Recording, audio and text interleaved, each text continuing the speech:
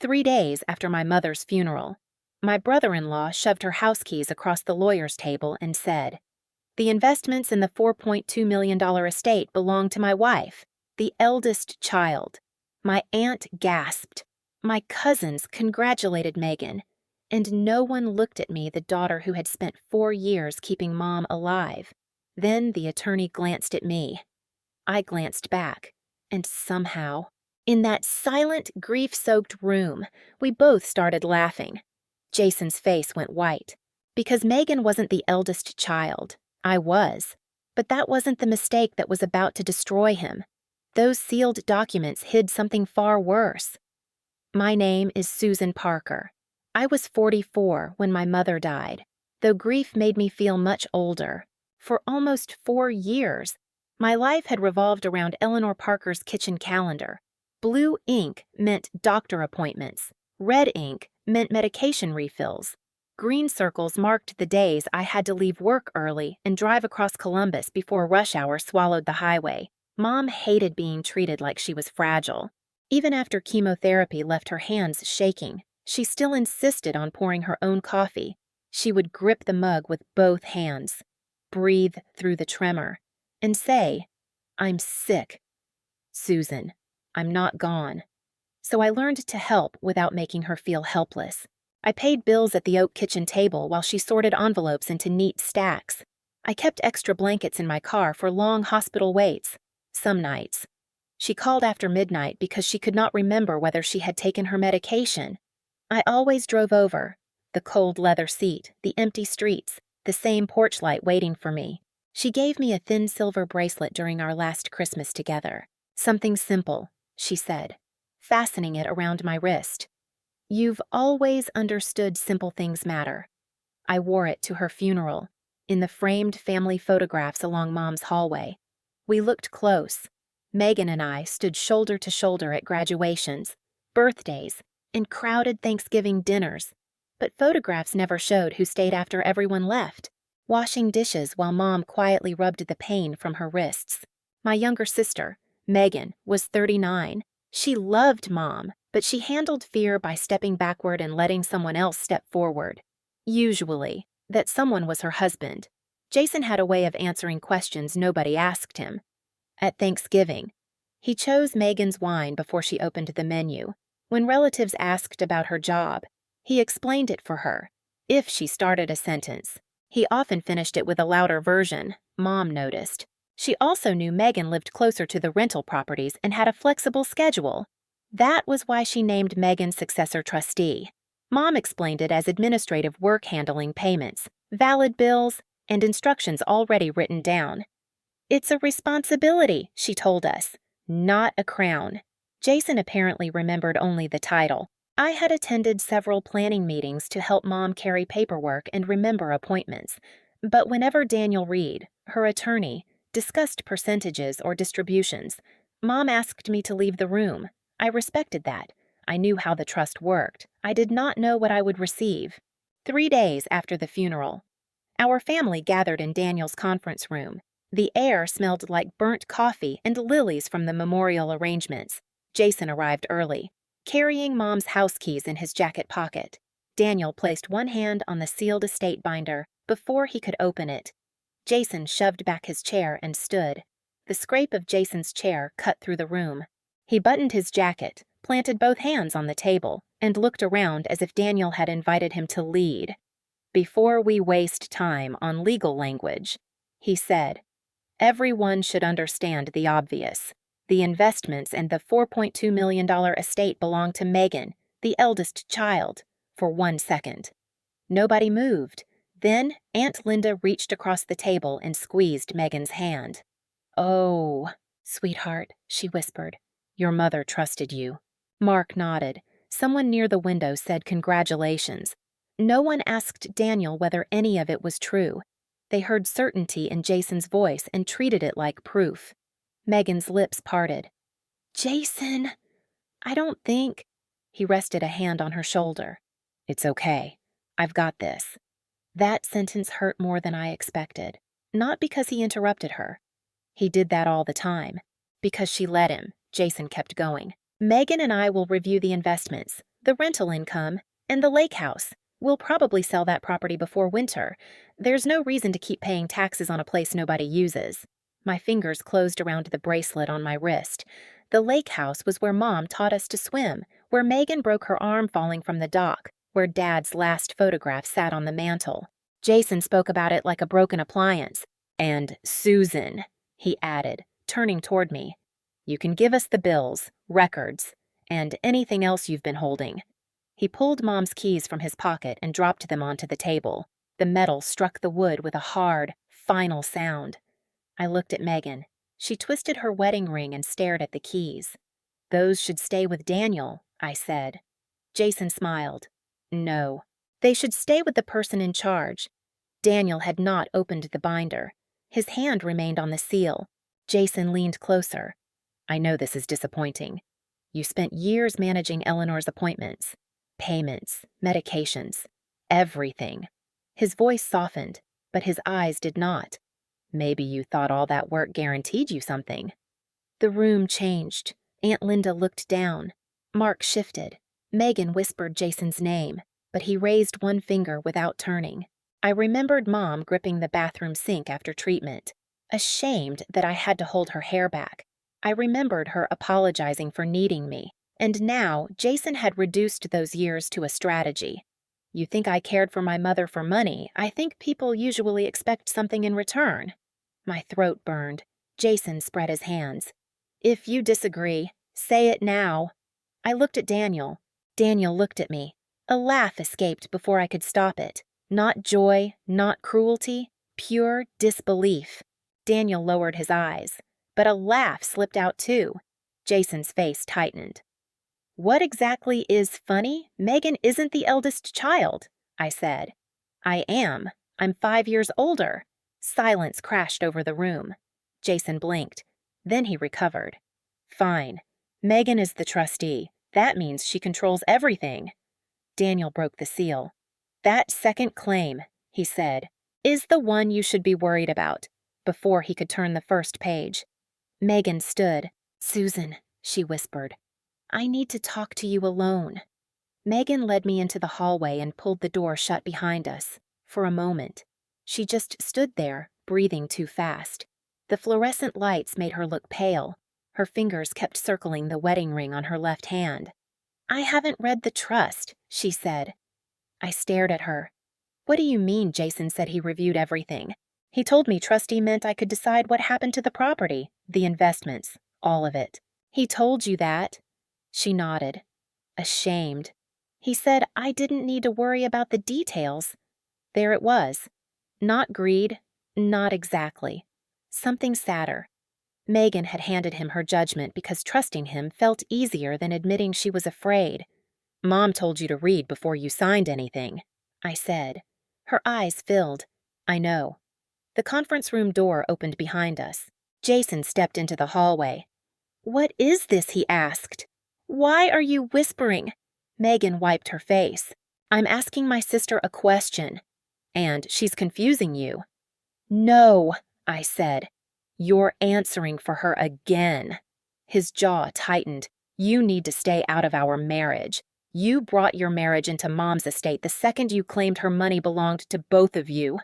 He took one step toward me before he could speak. Daniel appeared in the doorway. Susan, may I see you for a moment? Inside his office, the vent hummed above a shelf of law books.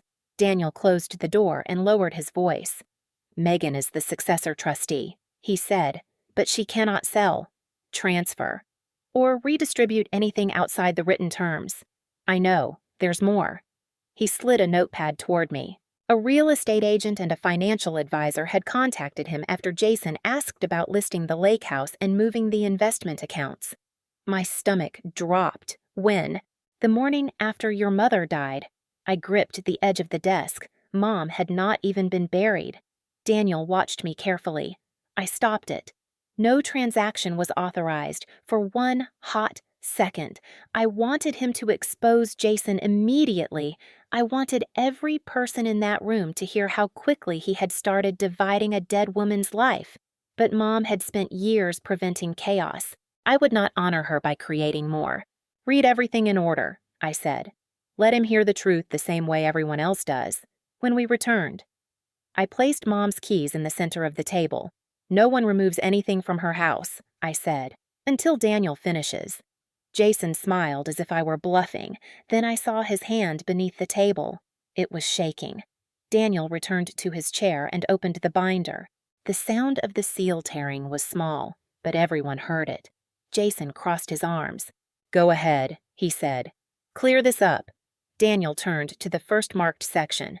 The trust names 2 beneficiaries, Susan Parker and Megan Brooks. Each is identified by full legal name. Jason barely reacted. That still makes Megan the trustee. It does, Daniel said.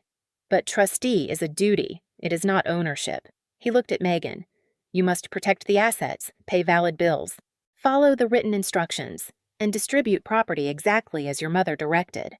Megan swallowed. So I can't decide who gets what. Numbered Jason leaned forward. That's your interpretation. Daniel slid the binder across the table and tapped a paragraph. Then show me yours. Jason looked down. His eyes moved over the page without stopping. Daniel waited. Finally, Jason pushed it back. I don't need every sentence to understand the structure. That, Daniel said, is precisely the problem. Aunt Linda removed her hand from Megan's arm. The investment accounts will be divided equally between Susan and Megan after taxes, valid bills, and final expenses. Jason's jaw tightened. The residence belongs to Susan. My breath caught. For a second, I saw Mom at the kitchen sink in her blue robe, humming while rain tapped the window. Daniel continued. The lake house belongs to both daughters. It cannot be sold without written consent from both.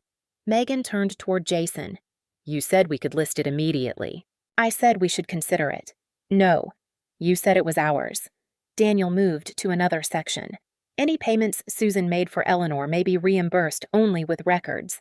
There is no additional compensation for caregiving. Jason seized on that. So she was involved. I organized bills. I said. I left whenever distributions were discussed. That is documented, Daniel said. Jason laughed once, but the confidence was gone. Convenient. Daniel removed a sealed envelope. This is Eleanor's final memorandum. Mom's handwriting hit me harder than the numbers. Daniel unfolded it. I chose Megan as successor trustee because she lives closer to the rental properties and can handle the administrative work. That responsibility should never be mistaken for a greater share of my love or my estate. Megan covered her mouth. Susan gave me years of care without once asking what she would receive. I asked her to leave when percentages were discussed because I wanted her kindness protected from suspicion. My eyes burned. Then came the line that silenced the room. I named each beneficiary because confidence becomes dangerous when people confuse it with truth. Jason stared at the table. Daniel set the letter down. There is one more matter. He placed a page beside the keys. A real estate agent and a financial advisor contacted me after Mr. Brooks asked about selling the lake house and moving the investments. Megan went still. When did you do that? Jason looked at her. I was preparing. The morning after Mom died, I was helping you. Megan stood. Helping me would have meant telling me the truth. He lowered his voice. Don't do this here. Tears ran down her face. You took her keys. You spoke for me. You told everyone I owned money I never asked for. Jason searched the room for support. He found none. Linda turned to me. Susan, I'm sorry. Mark nodded. I should have waited for the facts. I looked at Jason. I could have humiliated him. Instead, I pushed the keys toward Daniel. From now on, every decision goes through Megan and Daniel in writing.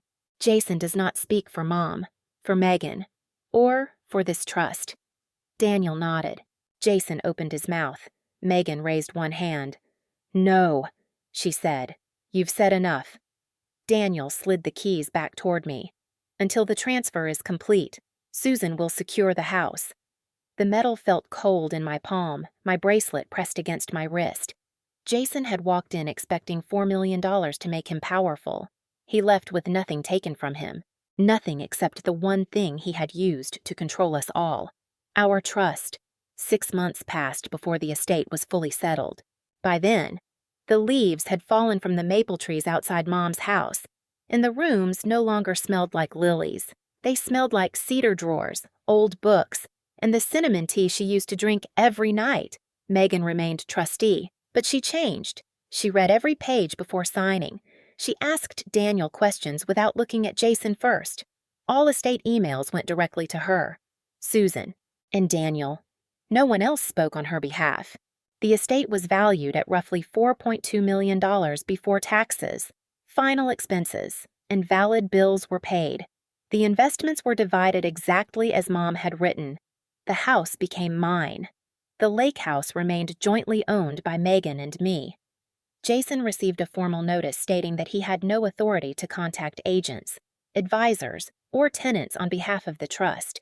Nothing criminal had been completed, so there was no dramatic arrest or courtroom punishment. His consequences were quieter and, somehow, more permanent. Relatives stopped asking for his opinion. Megan removed him from every financial conversation.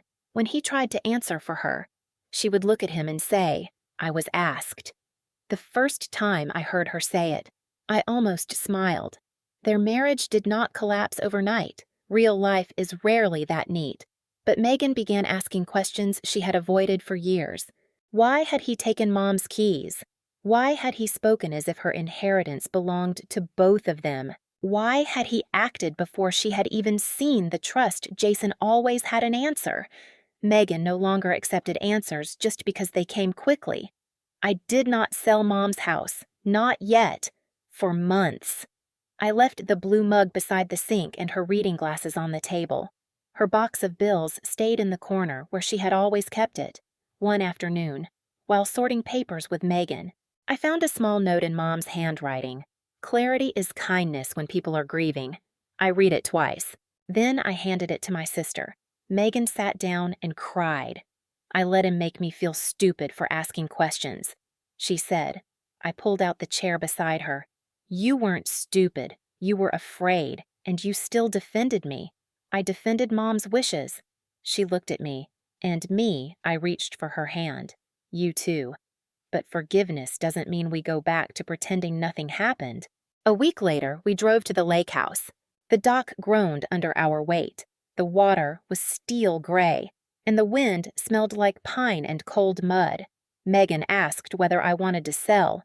"Not this year," I said. She nodded. "Me neither." We agreed to wait. No pressure, no rushed decisions made inside fresh grief. Linda and Mark later came to Mom's house and apologized again. I accepted, but I told them the truth. When you believed Jason without waiting for proof, you turned 4 years of loving Mom into an invoice. Neither of them argued. I also started attending a local caregiver support group. I did not change careers, but I began helping people organize bills, wishes, and boundaries before a crisis forced the conversation. At the start of winter, I visited Mom's grave alone. I placed a lily beside the stone and touched the silver bracelet on my wrist. Mom could not stop people from misunderstanding one another, but she had left enough truth behind to stop those misunderstandings from becoming power, standing there. I wondered how many families were still letting the loudest person decide what no one else had bothered to read. Jason did not lose because I outsmarted him.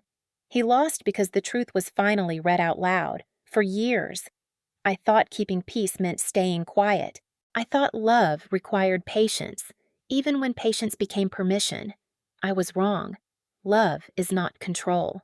Caregiving is not a contract, and setting a boundary does not make you cruel. Sometimes the kindest thing you can do for a family is refuse to let the loudest person rewrite the facts. I still wear Mom's silver bracelet. Whenever it catches the light, I remember the cold keys in my hand and the moment I stopped apologizing for protecting what mattered. Maybe you have someone in your family who speaks for everyone else. Maybe you have been the quiet one.